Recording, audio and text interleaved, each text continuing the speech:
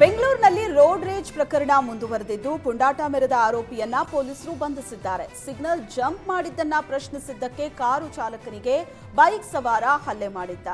Dickinson ರಸ್ತೆಯ ಬಳಿ ಘಟನೆ ನಡೆದಿತ್ತು. ಅವಾಚ್ಯವಾಗಿ ಕಾರು ಚಾಲಕನಿಗೆ ನಿಂದಿಸಿ ನನ್ನ ಬೈಕ್ ನಂದೇ ರೂಲ್ಸ್ ಅಂತ ಬೆದರಿಕೆಯೊಡ್ಡಿದ ಆರೋಪಿ ಸೈಯದ್ ಸಮೀರ್ನನ್ನ ಪೊಲೀಸರು ಬಂಧಿಸಿದ್ದಾರೆ. ಕದ್ರೇನಹಳ್ಳಿ ನಿವಾಸಿ ಸೈಯದ್ ಸಮೀರ್ ಹುಚ್ಚಾಟವನ್ನ ವಿಡಿಯೋ ಸಮೇತ ಟ್ವಿಟರ್ ಖಾತೆಯಲ್ಲಿ ಕಾರು ಚಾಲಕ ಪ್ರವೀಣ್ ಮಾಹಿತಿಯನ್ನ ಹಂಚಿಕೊಂಡಿದ್ದ. ಭಾರಿ ಜನಾಕ್ರೋಶದ ಬೆನ್ನಲ್ಲೇ ಬೆಂಗಳೂರು ಕಮರ್ಷಿಯಲ್ ಸ್ಟ್ರೀಟ್ ಪೊಲೀಸರು ಆರೋಪಿಯನ್ನ ಬಂಧಿಸಿದ್ದಾರೆ.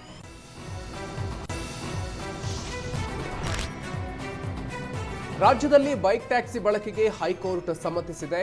ಹೈಕೋರ್ಟ್ ಆದೇಶ ಪ್ರಶ್ನಿಸಿ ಸುಪ್ರೀಂ ಕೋರ್ಟ್ ಮೊರೆ ಹೋಗೋದಕ್ಕೆ ಸಾರಿಗೆ ಇಲಾಖೆ ಸಜ್ಜಾಗಿದೆ. ಇತ್ತ ಸಾರಿಗೆ ಇಲಾಖೆಯಿಂದ ಕಾನೂನು ಹೋರಾಟದ ಸಿದ್ಧತೆ ಬೆನ್ನಲ್ಲೇ ಆಟೋ ಚಾಲಕರು ಹೊಸ ಬೇಡಿಕೆ ಇಟ್ಟಿದ್ದಾರೆ. ಬೈಕ್ ಟ್ಯಾಕ್ಸಿಗೆ ಅವಕಾಶ ನೀಡದಿದ್ದಲ್ಲಿ ಆಟೋಗಳಂತೆ ಬೈಕ್ಗಳಿಗೂ ಹಳದಿ ಬೋರ್ಡ್ ಕಡ್ಡಾಯ ಮಾಡಬೇಕು. ಬೈಕ್ ಟ್ಯಾಕ್ಸಿ ಚಾಲಕರಿಗೂ ಸಮವಸ್ತ್ರ ಕಡ್ಡಾಯಗೊಳಿಸಬೇಕು. ವಾಣಿಜ್ಯ ವಾಹನಗಳಂತೆ ಬೈಕ್ ಟ್ಯಾಕ್ಸಿ ಮಾಲೀಕರು ಕೂಡ ಕಮರ್ಷಿಯಲ್ ಟ್ಯಾಕ್ಸ್ ಕಟ್ಟಬೇಕು ಅಂತ ಆಟೋ ಚಾಲಕರು ಆಗ್ರಹಿಸಿದ್ದಾರೆ.